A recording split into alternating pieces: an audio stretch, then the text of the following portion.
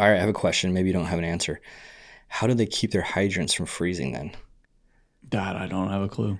That'd be interesting to. I Somebody will know that. So in Europe, I know they don't have hydrants typically. The hydrants are in the ground. Okay. Yeah, but still, like, if their freeze layer, if you have to be at minus 15 feet, that means they must, like, freeze to 10 feet or something. Yeah, So, like, that means the top of it would freeze, right? I Or maybe guess. because maybe since it's under pressure, it doesn't. I'm an Arizona boy like you. Yeah. I've never really considered freezing in my life.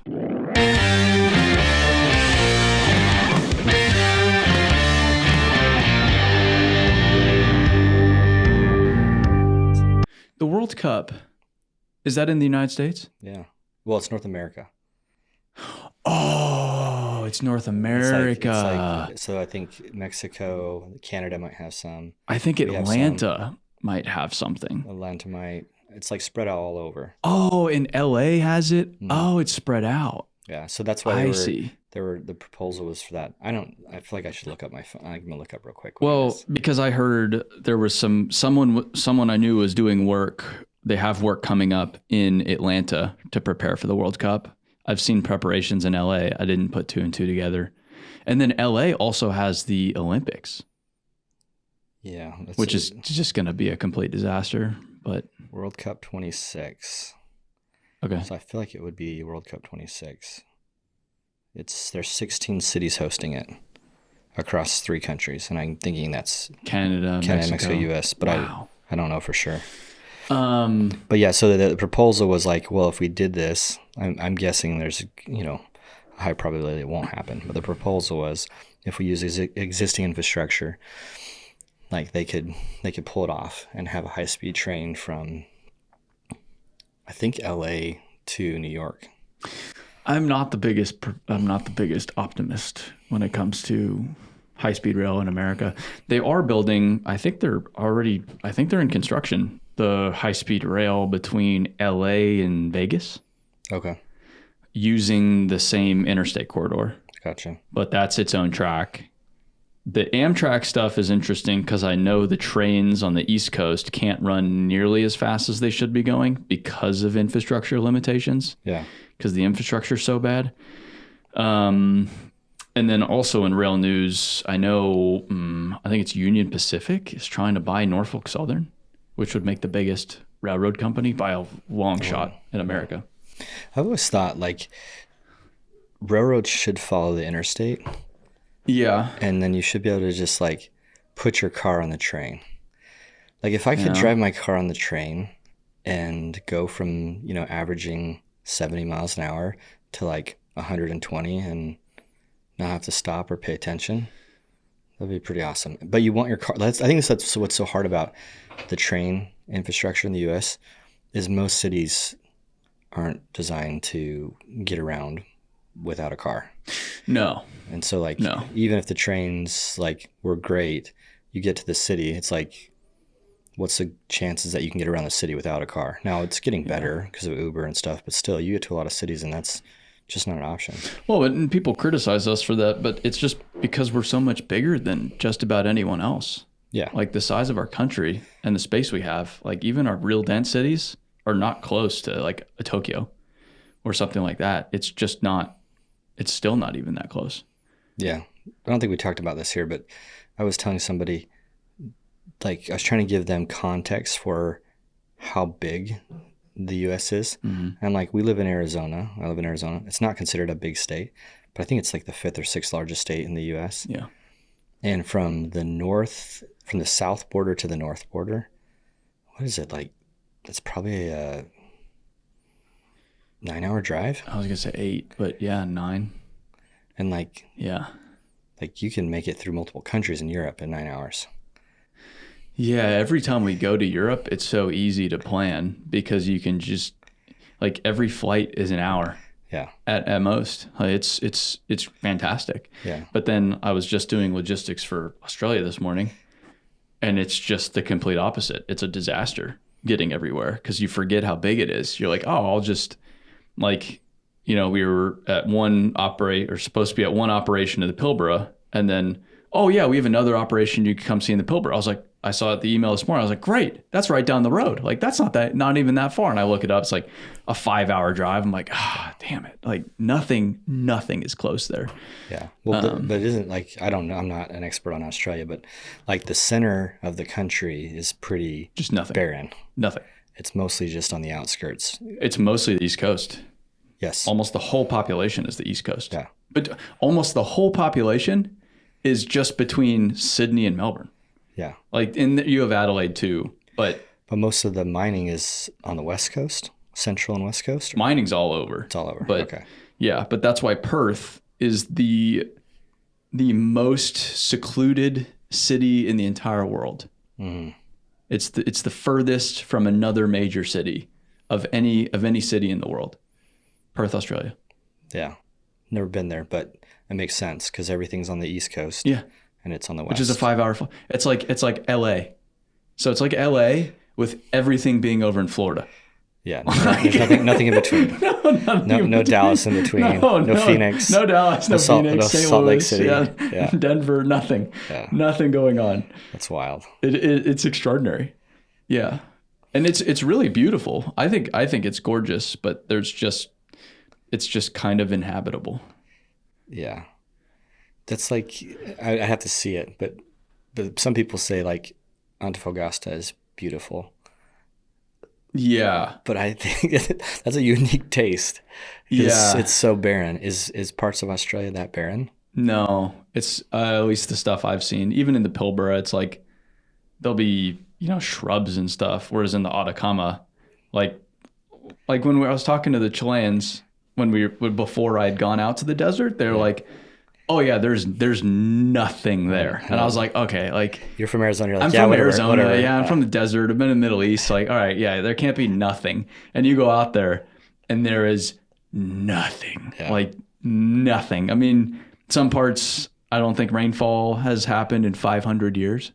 Yeah. Which is why out there the lithium is very controversial because it's very water intensive to harvest. I suppose. To refine. But it's in the brine. Okay. So you have to pump the brine and then you have to let it dissolve. Gotcha. To extract from the brine. Yeah. And I know that's been controversial there because they just don't have that much water.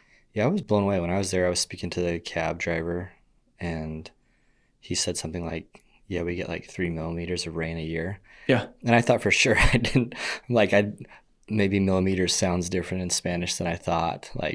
And so I'm like, hold on. And I looked it up on my phone. I'm like, oh, sure enough, it's like millimeters of rain per year. Yeah, it's crazy. Which is basically dew, I think is what it is. Yeah. It's, I mean, even the Middle East, it's like, it's dry, but I think it's quite beautiful.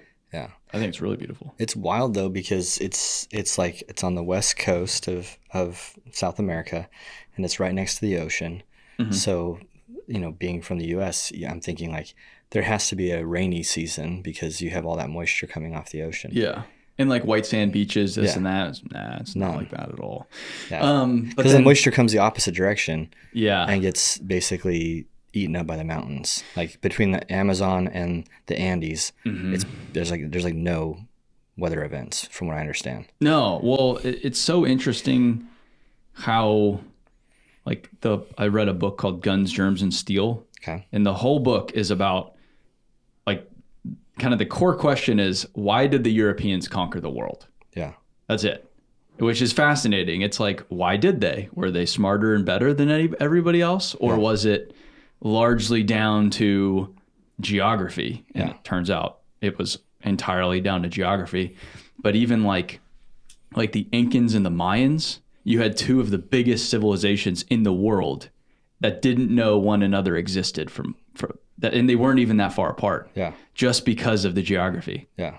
Which is just like, that's crazy. Just because it narrows down so much and the jungle's so dense through Central America, they didn't even know each other existed. And then you had the Mayans down in Mexico, modern Mexico, Guatemala, and then they had never interacted with anybody up in North America because then you had the desert separating them. Like the environment was just so different. from the Great Plains area, Yeah. there was just no interaction.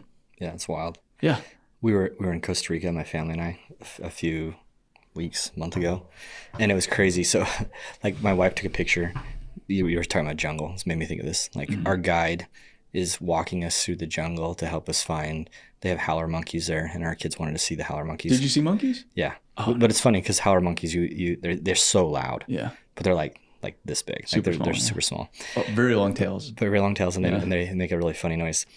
And so, like, the guide's like, yeah, we'll get off the boat because you're like on the boat in this like brackish water. They take you up like through the mangroves. Yeah. Mandrakes, that's biblical. Yep. Mangroves. Yep. And they drop you off, and he gets out, and my wife's like, where are we? And what are we doing? Because our guide is barefoot in the jungle with a machete. Nice. Just like guiding the family through it to find the monkeys. And it was like kind of surreal. And you think to yourself, like, yeah, if you, like for us, it's in Arizona, like that's crazy. Uh-huh. But you're like, well, if he came to Arizona, there's no way he's walking around barefoot in the summer in the desert. No. And so it's just interesting. You really get acclimated to, where you live.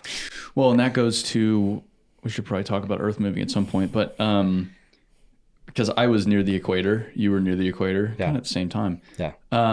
It's also amazing. It's like, oh, this is what the world looks like when it rains all the time. Mm-hmm. When it's just warm and it rains all the time, everything is green. Yeah. It's crazy. Just like there's plants on plants on plants. Yeah. Like every tree has this whole ecosystem like attached to it of all these other plants. Yeah. You're like, I've never seen this. Yeah, like the mangroves, they all have a fungus on them. Like anytime, like almost all of the mangroves have this fungus, and it kills them. But it generally only kills the old trees. And so it's it's this cycle. Like it kills the old trees, and then they fertilize the ground so new ones can grow. But yeah, like there's a whole ecosystem. It's crazy. I think the earth moving tangent is that like construction, moving dirt, etc. Because you had always done it in the Southwest, and then you went to Mississippi. Yeah. And it's different. Learned some things, about earth moving in the South. But it's like every region is so different. Every region has its quirks because the United States is so big. Yeah. Like moving dirt in Florida is black and white different from even Georgia. Yeah. Like just one state over. Yeah. Well, the sand, the salt. Yeah. Like the wear it does on your undercarriages in Florida is way different than other parts of the country. Just like the water table. Yeah, water table is super high. Like the water table, in Georgia, that's not really a concern with earth moving. But in Florida, I mean, I've seen guys, they're installing manholes wearing scuba gear. Yeah. It's like, what is this? Yeah. But it's like they can't pump the water out fast enough, so they have to just put it in when the hole's flooded. Well, and then even just it's not even just like the environment. It's also just like there's also norms. Like when we went to Mississippi, the ground is soft, so you generally have smaller machines generally. But then, like, come to find out, it's also bridge loss. So like we're like, oh, we'll just bring some bigger equipment. We can get, low ground pressure equipment that's larger, no big deal. Yeah. But then like, moving, I think we moved a 385 in there, and moving a 385 into Mississippi was challenging. And Louisiana was tough too. Yeah. Just because bridge laws are different, and everyone gives you different capacities for axles depending on what type of trailer setup you have, and so some of that's like regional. Just like norms. Like I don't get the whole bridge law thing. Like to me, if it's an interstate, they should probably be all on a similar one, but it's just not that way. Well, I see this is where like being in Dubai, it's awesome because it'll be 7 axles. Yeah. 3 axles on the truck, 4 on the trailer, and they'll have 2 D8s on the trailer. Yeah, I think you had a picture of one of that, didn't you? Yeah, you had a picture of that, and I was like, "What the heck?" It's so cool. Or they'll move, which is wild because their ground is like they have a lot of sand. Yeah, but I mean, you don't have compaction issues with sand. Yes. I mean, it seems to be working out for them. But like I saw, 2 D8s on a trailer, and then they'll move 395s, fully dressed. They'll take the stick off for clearance, I think. Okay. But $395 on 7 axles, which is just mind boggling. Yeah. And it's not like they have like a dolly and a Jeep or anything. No. It's like just one trailer with 7 axles. Yeah. It's incredible. It's incredible. And then places like Alberta, or we're trying to, in Australia, we're trying to go see some heavy haul there. They'll build the majority of the machine they have like the cat dealers in the States are like, yeah, they're pretty good size. But then you go to the cat dealers abroad in the mining markets and it's just, I mean, it's like Empire Mesa, but bigger at some of these facilities. Well, because they'll assemble almost the whole thing right there. Yeah, so they'll build the whole machine and then they'll just slide a float underneath it, lift it up, and then just drive it down the road. That's how that finning, because I saw the finning dealer in Antofagasta. That's how it was. Yes. Right? Similar to Canada, since they're also in Canada. Like they'll put together a 794, I think, 794 without the bed, and they'll transport it. Oh, they'll do 797s with the bed. Okay. The whole thing. Yeah, that's wild. Fully dressed. And then in Chile, it's 798s. Yeah, that's crazy. Over 400-ton truck, ultra class truck, just bed, everything, hauling ass. They take the inner 2 tires off. That's the only thing that doesn't go. So it can sit on the trailer good or something like that? So the trailer can slide underneath it. Yeah, that's crazy. But that's it. If you're looking for another industry event that is a snooze fest, this is definitely not for you. But if you're a leader looking to elevate yourself, your team, looking for like-minded individuals that are hungry, then look no further than the Ariat Dirt World Summit, November 5th through the 7th in Dallas, Texas. In our 3rd year, we'll have about 1,500 hungry industry leaders from about 500 companies looking to learn, grow, teach. It's going to be fantastic. We also have a world-class lineup. We've got Jesse Cole from the Savannah Bananas, James Clear, Atomic Habits, Kim Scott, Radical Candor, Mark Miller, Chick-fil-A Leadership, Tim Grover, who is Michael Jordan's trainer. You will not hear from a lineup like this anywhere else. So check out details now, dirtworld.com. You can use code Aaron10 for 10% off any registrations, and we'll see you November 5th through the 7th in Dallas, Texas. It's interesting because like you see the trolls on the internet. They're like so quickly to point out how things are being done wrong. Yeah. But they don't necessarily understand kind of the regional, but you don't really engage. So how do you handle that when people just like I don't bother with it because it's like they're demonstrating their ignorance by making comments like that's my favorite when they're rushing in to be smart, but in the process they're proving how unsmart they are. by making the comment in the first place. Yeah. And then I just let it hang out there. It's like because somebody else defends it probably. Because anybody that knows what's going on sees that they're a dum-dum. So it's like I don't need to say anything. Yeah, that's true. But and now it's like there's so much going on in comments. I don't need to comment. Yeah. Other people will comment and argue and this and that, and it's actually quite funny. Talk to me about the slope board, because I feel like the slope board is a California thing. Like, California. Like, just I don't see them anywhere. No.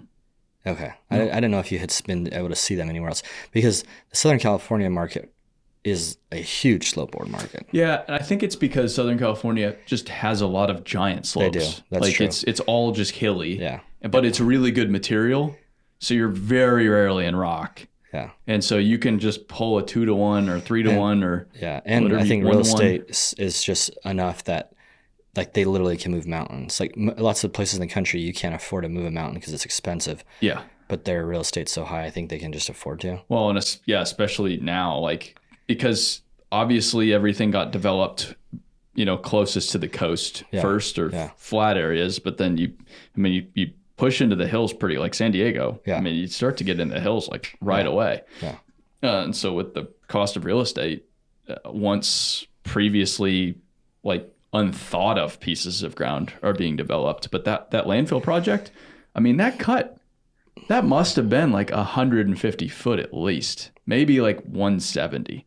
So they're pulling it's a 170-foot cut from the top to the bottom, and they're pulling that slope all the way down, and they kind of tier it for erosion's sake. But Yeah. I mean, it was a 2-to-1 all the way down. That's wild. Yeah.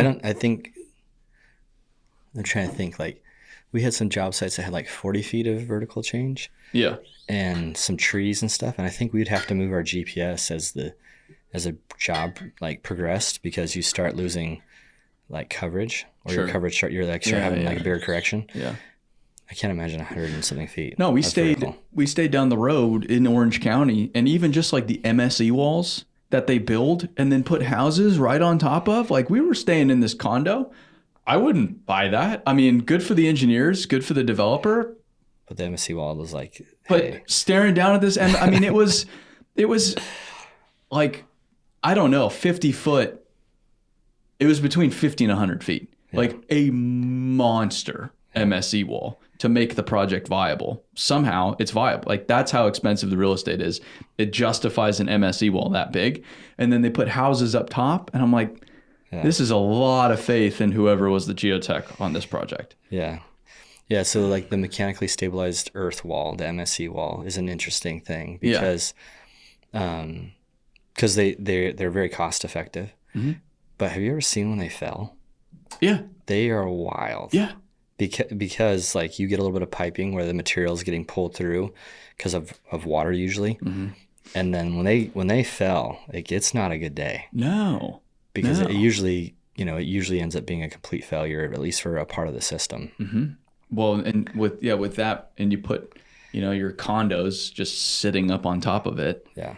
So if that's going to go, it's going to go. Yeah.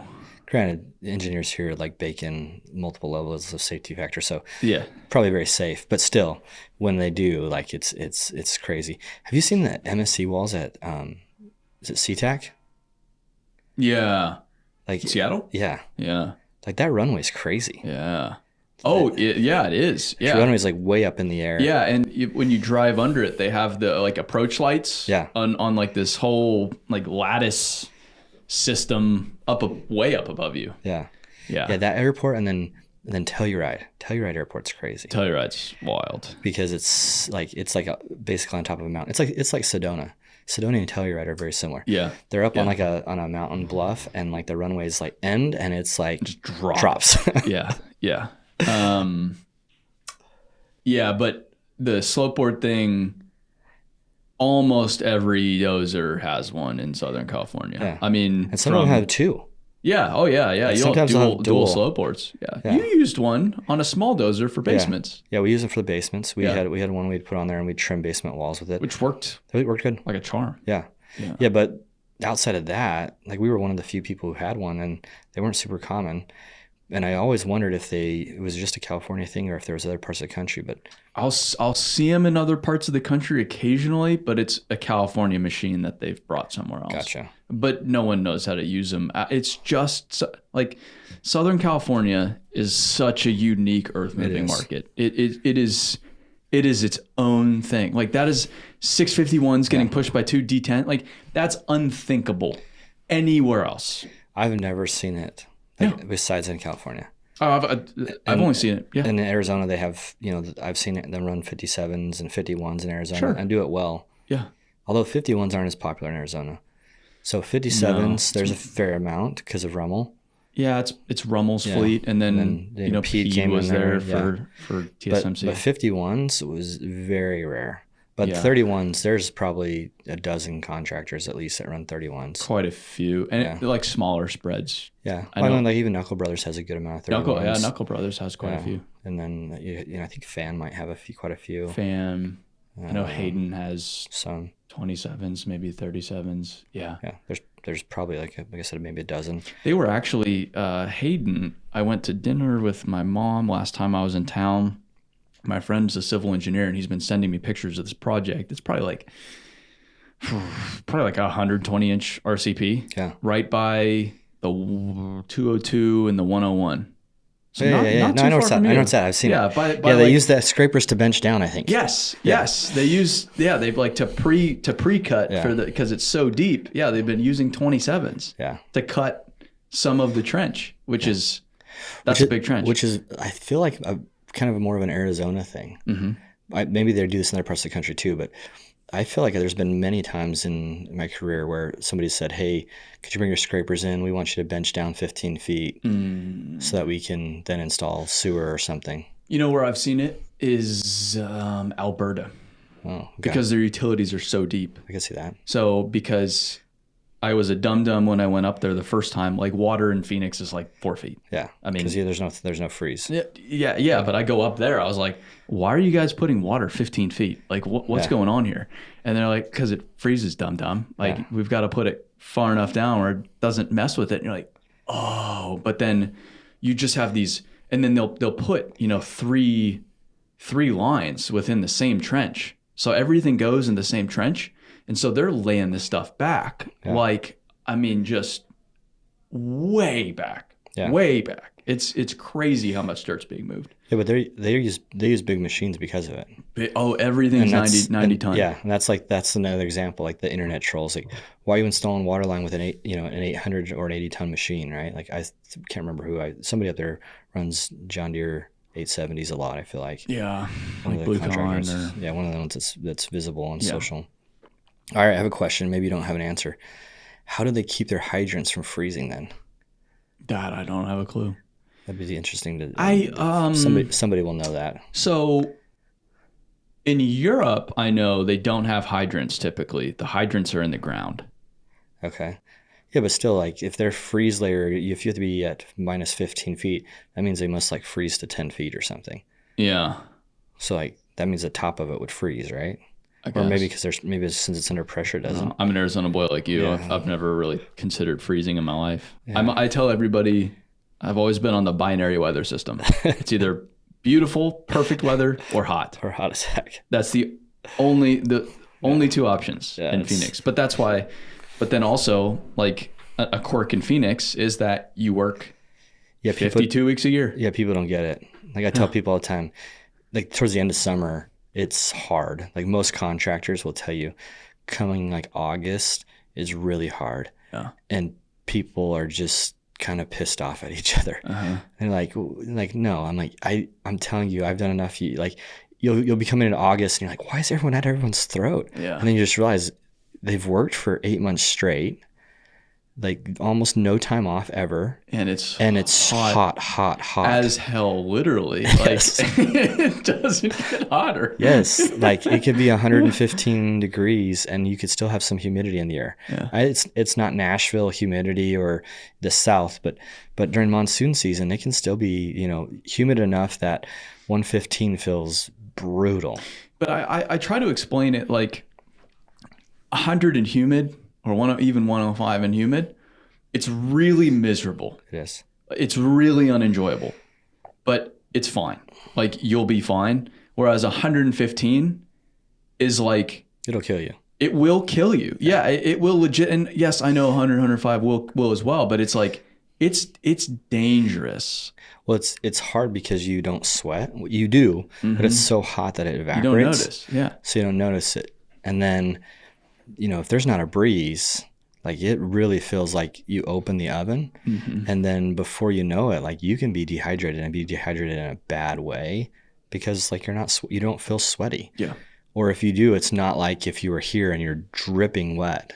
So I think it's just easier for people to get dehydrated and overheat. Well, and I would just like some days you just get busy. Like you have to drink water like it's a chore almost. Yeah, you gotta like drink like a bottle or two an hour. Yeah. And if you get busy for an hour and forget, you're behind. Probably not that day, but probably tomorrow as well. Like it's so easy to get behind on it, and when you get behind, there's no coming back. Yeah. It'll take you down. Well, and then it's because it's so hot, and this is gonna sound like.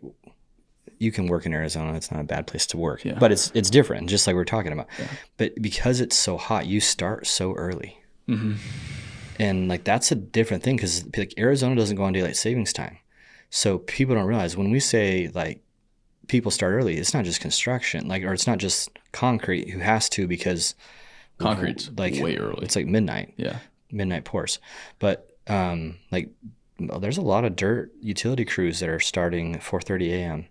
Yeah, we would start at 4:35. So that's when I started traveling, and they'd be like, "Yeah, we fire up at 7." Yeah. I'd be like, 7? Yeah.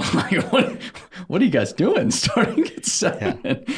Yeah, well, because I mean, it's probably between 4:30 and 5 is when it gets light in the summertime. Yeah, 4:30. Yeah, 5. So you can kind of get away with it, but you don't want to be working after too. Like you can, but it's dangerous. It's really dangerous. Yeah.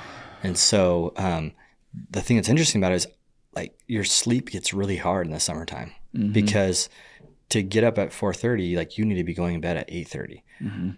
Most people, I think that's hard to do. Yeah, especially if you have a family. Yeah. Like they're not on your... No. And then especially summer with kids. Oh, like right now, They're not on I'm your getting up schedule. between 4:30 and 5 because I coach football and we have to practice that early. And like I have to find time to take like a 20-minute nap every day or else I'm done because they're not going to bed before 10 o'clock. And I have older teenagers. It's most of the time it's like midnight. So it's different. Yeah. One schedule, my favorite schedule was we did 4:10s with Pearson. 4:10 is great. We started at 4:30, ended at 2:30. That's 4:30 at 2:30. It was awesome. Yeah. It was so nice, and there's no lunch in Arizona either. Very rarely. You kind of just eat in your cab as you go. That was one weird thing about leaving as well. Yeah, everybody you just kind of eat, especially laying pipe. Like you're not gonna stop. Like, just keep going. Just eat while you can, like while something's coming or There's always a gap in somewhere. Yeah. But that's how I came up too. Was like you just eat. Keep your lunch close. If it gets too far from you, you're not eating. Yeah, no, for sure. Yeah, even the paving crews, like they're warming up their lunches on the paver. Yeah.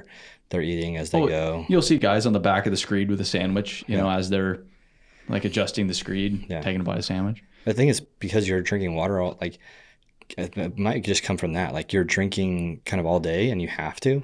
So I wonder if that's how we got to that habit. Because very normal just to kind of eat as you go and drink as you go throughout the day. Which honestly I prefer.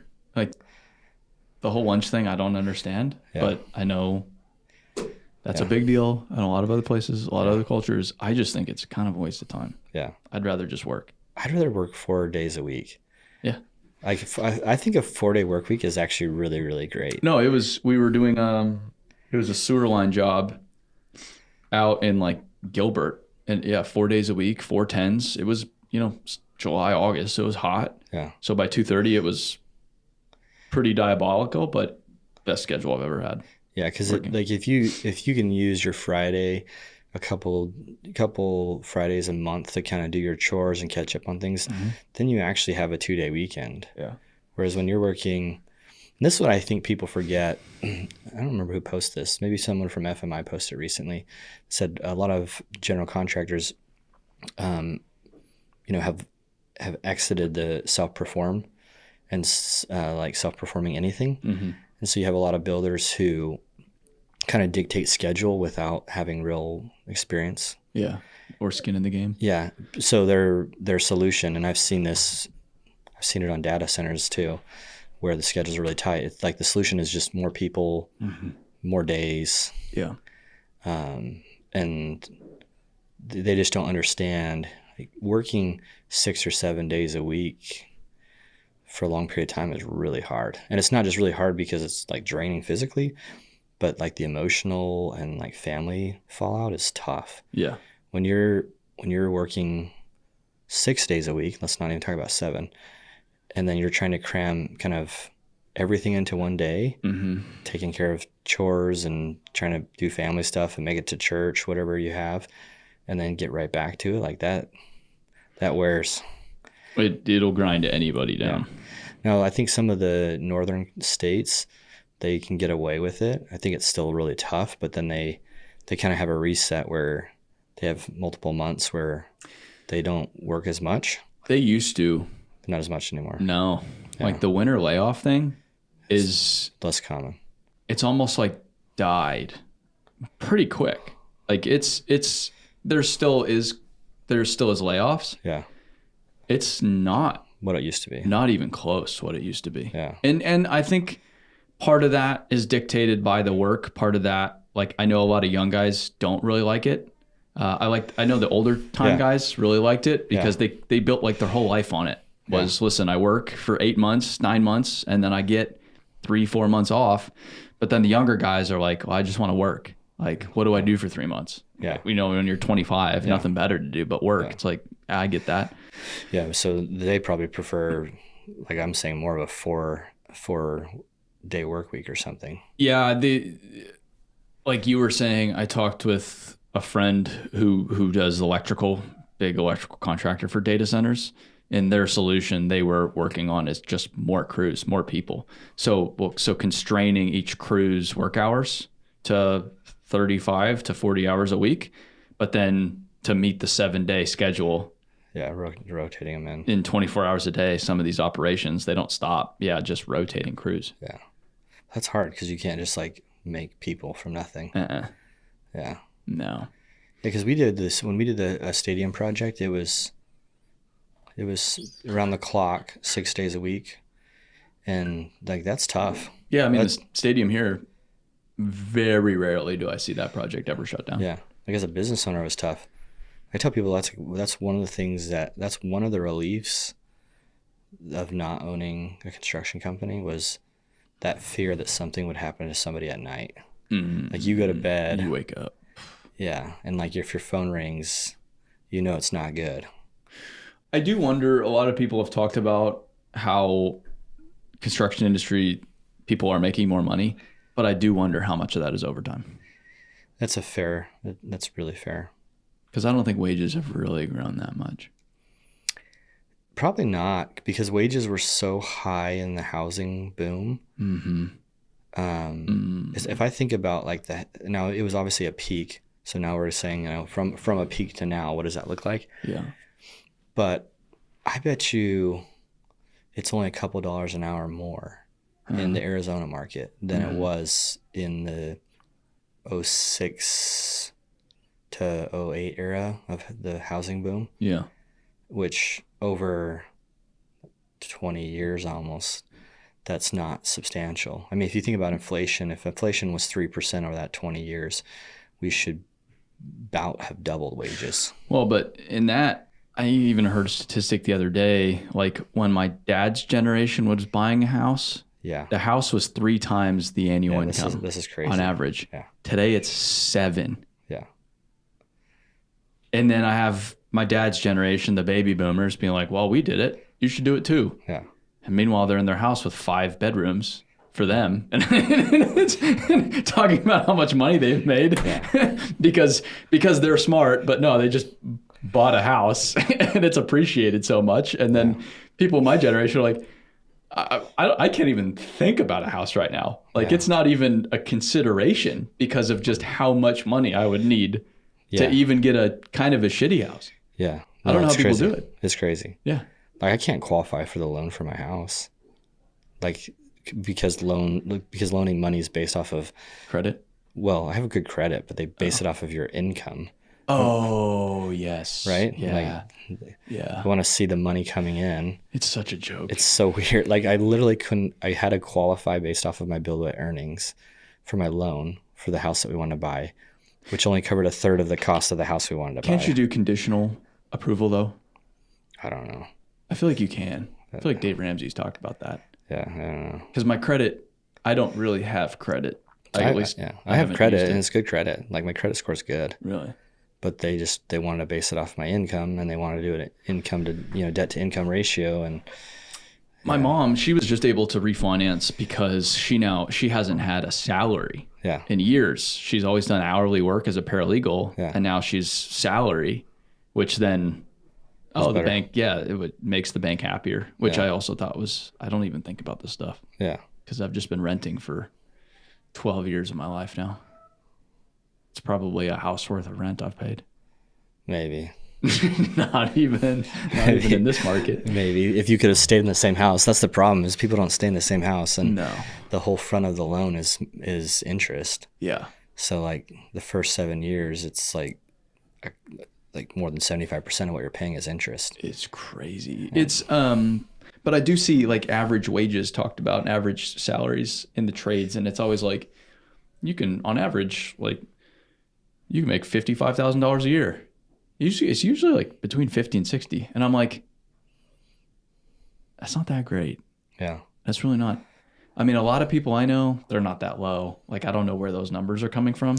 The averages I see. Yeah. I mean, no offense to the Southeast, but they have to be skewing that because The Southeast is the wages worst. in the Southeast for construction are quite low. Yeah. And it's the market. Yeah. But like where we're going, Louisiana, Mississippi, No, Alabama. Housing is a lot cheaper, so like they can probably get away with it. Yeah. Where you get West Coast, Northeast, like you can't pay wages like that at all. Well, but then, and you even look at, I mean, just the difference between, like in Texas, it'll be $20 an hour. In Chicago, it'll be 65 because of the union. And the work's no different. Yeah. You're still building a road. Yeah. You're still putting pipe in the ground. When the unions say their wage, is that what they actually make? That there's a game there. There's a game, right? Yeah, but because they have to pay their union dues, and that's a fair amount of money. But they get a pension and like 75% of that. Yeah, so it's still a lot of money. They're still making a lot. A pension that hopefully works. Yeah. Which would I believe in a pension over a 401k? I think in today right now I think I would say they both have a fair shot. But I now that the more I learn about the market, the more I like don't believe in 401ks even. That's what I'm saying. I think they both have a fair shot. Yeah, it's all such a ruse. But if you have a good union and a good pension, I'd be very pro pension. Yeah. I think if you have a good 401k, I'd be pro 401k. Yeah. The problem is sometimes people put their money in funds that tout these great returns when they probably could just be in an index and have low cost structure. And yeah, but even in index, you're investing in like S&P 500, for example. The whole system is gamed. Like the whole system is rigged in favor of these big companies. Yeah. And it just like, it's put us on this economic path that clearly prioritizes only these companies while crushing everybody else. I don't know how to articulate it all that well, but it's like how much pull on the market NVIDIA has right now. Yeah. NVIDIA, Tesla, Apple, Facebook. Yeah, for sure. Google. Yeah. There's 5 or 10 companies who can skew the market in a significant way. Yeah. Yeah. Yeah, but I think that's where you just getting a diversified index is good.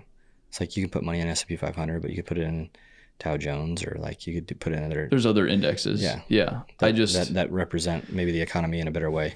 The S&P 500, you have to be careful because it's the 500 largest, and the top 10 can really move that index a lot. Yeah. There's a crazy podcast I listened to recently about the guy that to Nikola, the truck company. Oh yeah. That went bust. Mm-hmm. And what he was doing? Well, it was him. Yeah. Explaining. Oh, okay. What had happened to him from his perspective, because he hasn't been able to talk about it because there's been a lawsuit for like 4 or 5 years or whatever, and there still is a lawsuit. So there was some stuff he couldn't say, but he was like, "This is the first time I've been allowed to just lay everything out." Wild. I was not listening to it. Wild. And now there's this multi-billion-dollar lawsuit going back from his direction back to the people that supposedly screwed him over. But he said it was largely driven by the short sellers. Yeah. Working with the Department of Justice to then intentionally destroy the stock for them to make money because they were short. Yeah. Yeah. I know a lot of the cat dealers were involved in that one. They had invested in a big way. Yeah. Yeah. I don't know, but I could see them because they had a trucking product that was promising. Yeah. That was their whole thing, was hydrogen, like heavy haul trucks. Yeah. So I know like Caterpillar went pretty big into that. The dealers, I think. I don't know what corporate did, but I know they were heavily invested. Yeah. The Caterpillar trucking thing, though, has not gone very well. I mean, it's been gone for quite a while now. Yeah, they kind of, but it wasn't around all that long. No. No. Yeah. I think it's any business can learn from that. Find your specialty and sometimes stick with it. Sometimes expand. I mean, the bonding companies talk about construction companies, and there's a few things that are like fatal causes for a construction company to go out of business, and one of them is geographic expansion. One is, I think, if I remember right, it's geographic expansion, it's new trades, and it's rapid growth. Those are the three things that bonding companies really worry about. Well, and that's what like a Herb Sargent's really worried about right now. I know I've talked to him about that. He's been quite vocal about that. Yeah. All these companies that have blown up over the past 10 years, especially the past 5 years, like post-COVID, just exploded. Yeah. And then what? Yeah. Yeah, because I think it's fair. It's like an Olympic sprinter is different than an Olympic marathon runner. Mm-hmm. And sometimes when it comes to businesses, to grow a business that can expand quickly is often much different than the business that can survive a downturn. Because you're playing a little bit of a different game. And a lot of these people don't have any experience. I mean, think about it. We haven't had a true, now in some markets there was a localized downturn during a few months of COVID. Yeah, a few at most. Yeah, there's been a few states that were hit really hard. Pennsylvania or Washington. Yeah, so there's a few that had full shutdowns and they were hit really badly. Most, it was a few months of worry, but then pretty quickly started to get busy. So let's just throw those out for now. Economic recession ended. For the most part, if you started in 2010, like you haven't seen anything but growth for 15 years. Mm-hmm.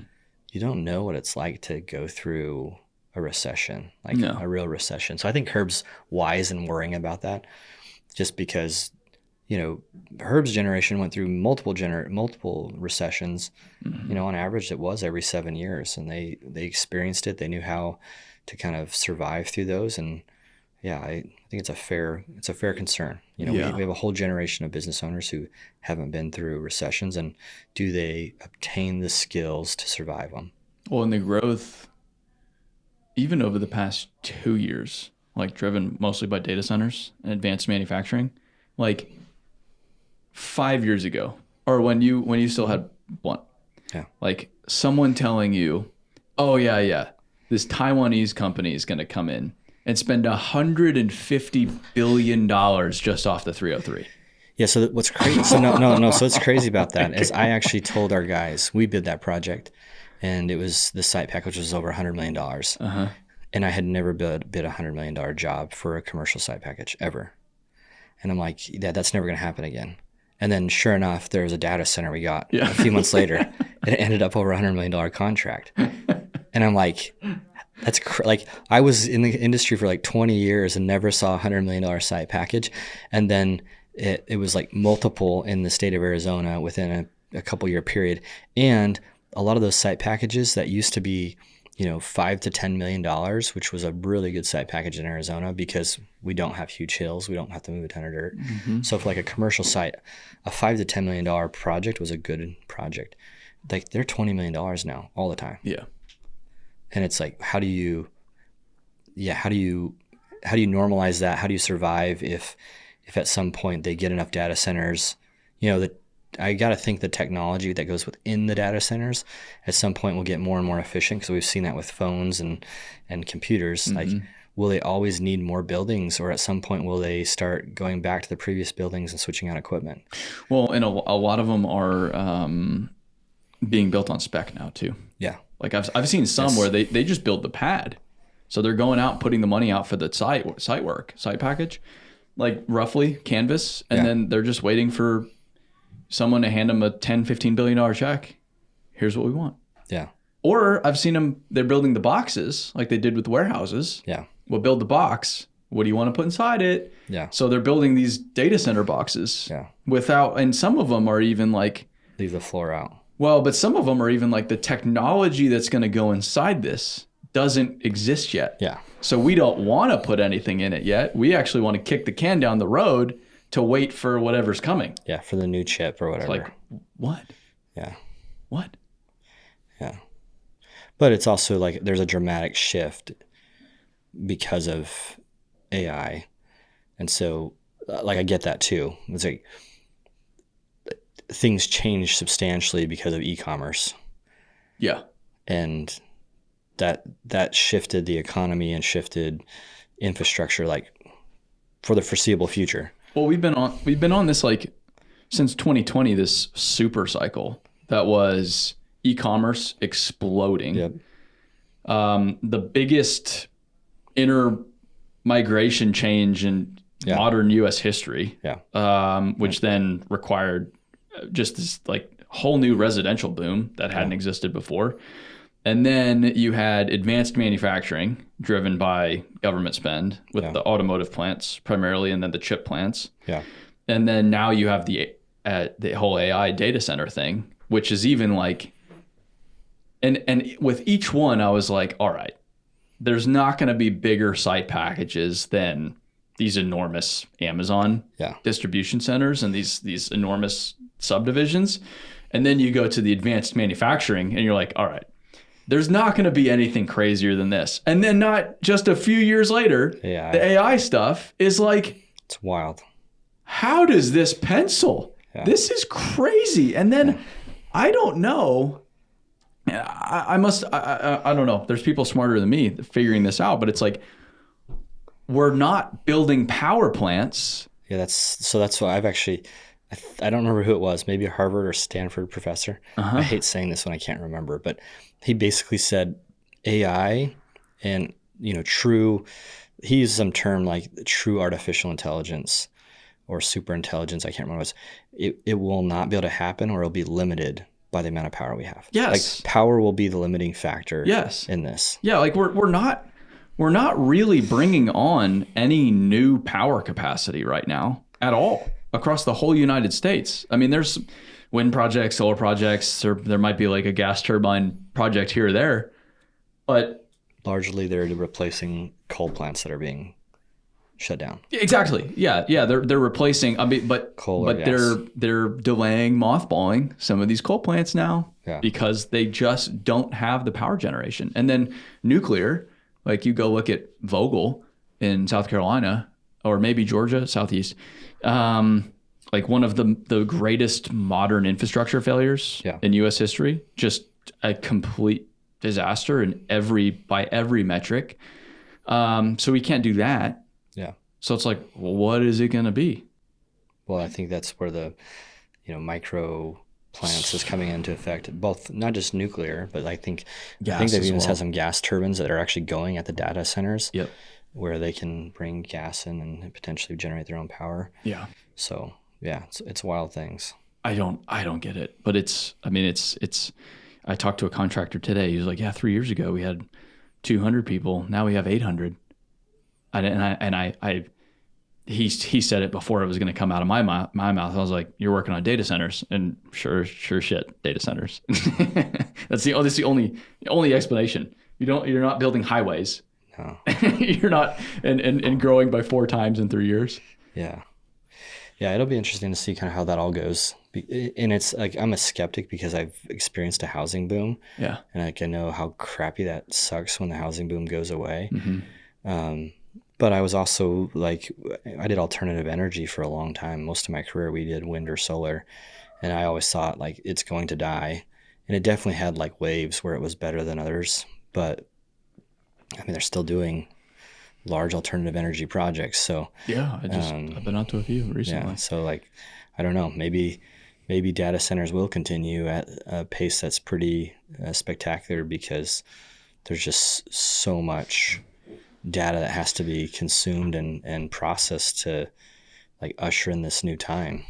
It's interesting. The guy that I was listening to with the nuclear plants, he pointed out that like China is building data centers like crazy, but they're also adding a crazy amount of power generation. Yeah. Crazy amount of power generation. They don't give a shit. They'll produce power however, like nuclear, coal, gas, whatever you got, solar, wind, hydro, give it to us all. We're going full send. And it's like, that's where we should be, but we're not. Yeah. What happens?